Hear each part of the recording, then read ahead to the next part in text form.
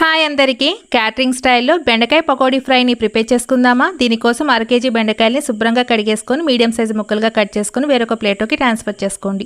ఉప్పు, కారం, బియ్యం పిండి, శనగపిండి, 1 టేబుల్ స్పూన్ అల్లం వెల్లుల్లి పేస్ట్ వేసుకొని కొద్దిగా వాటర్ని జీలకరిస్తూ ఈ విధంగా కలుపుకోవాలండి. వాటర్ ఎక్కువగా యాడ్ చేయమక్కని, జస్ట్ జీలకరిస్తే సరిపోతుంది. డీప్ ఫ్రైకి సరిపడా ఆయిల్ పెట్టేసుకొని ఈ బెండకాయలను దాంట్లోకి వేసుకొని medium to low flame adjust చేసేసుకుంటూ క్రిస్పీగా ఫ్రై చేసుకోండి.